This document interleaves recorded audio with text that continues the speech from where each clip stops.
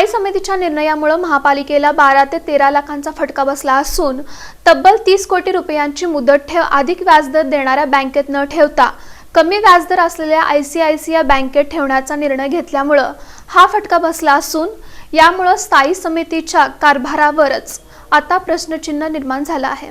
आर्थिक अडचणीत सापडलेल्या सोलापूर महानगरपालिकेच्या तिजोरीवर आता आणखीन एक आर्थिक भार पडण्याची शक्यता निर्माण झाली असून हे सर्व स्थायी समितीच्या मनमानी कारभारामुळे झाले आहे। स्थायीच्या या निर्णयावर गंभीर प्रश्नचिन्ह उपस्थित केले जात आहेत। शुक्रवारी स्थायी समितीच्या सभापती रंजिता चाकोते यांच्या अध्यक्षतेखाली झालेल्या बैठकीत कर्मचारी भविष्य निर्वाह निधी पीएफ आणि जीएसटी अनुदानातून प्राप्त झालेली सुमारे 30 कोटी रुपयांची रक्कम 1 वर्षासाठी मुदत ठेव म्हणून गुंतवण्याचा विषय समिती समोर ठेवण्यात आला होता। प्रशासनाने शासनाच्या मार्गदर्शक सूचनांनुसार मान्यताप्राप्त बँकांकडून व्याजदर मागवले होते।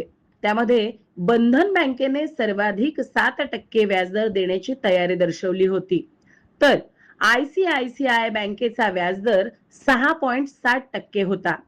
म्हणजेच बंधन बँकेपेक्षा तब्बल 0.40% कमी व्याजदर असूनही स्थायी समितीने चक्क आयसीआयसीआय बँकेत मुदत ठेवण्याचा निर्णय घेतला आहे।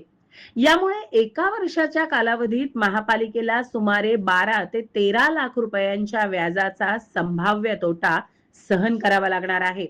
आधीच आर्थिक संकटातून वाटचाल करणाऱ्या महापालिकेसाठी हा निर्णय अधिकच धक्कादायक ठरत असल्याची चर्चा महापालिका वर्तुळात सुरू आहे।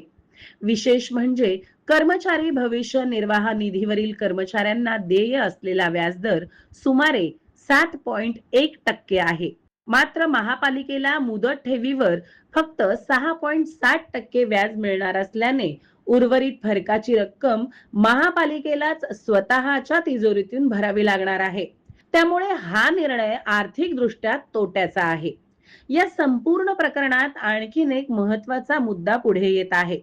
सार्वजनिक सुरक्षिततेचा मुद्दा पुढे केला जात असला तरी बंधन बँक ही देखील शासनाने मान्यता दिलेल्या बँकांच्या यादीत समाविष्ट असलेली बँक आहे। मग अधिक व्याजदर देणाऱ्या बँकेकडे दुर्लक्ष करून कमी व्याजदर असलेल्या आयसीआयसीआय बँकेलाच प्राधान्य का देण्यात आले, असा सवाल उपस्थित होत आहे। या निर्णयामागे नेमके कोणते निकष लावण्यात आले आहेत? अधिक व्याज मिळत असताना तो पर्याय का नाकारण्यात आला? महापालिकेचे लाखो रुपयांचे संभाव्य नुकसान करून आयसीआयसीआय बँकेचीच निवड का करण्यात आली?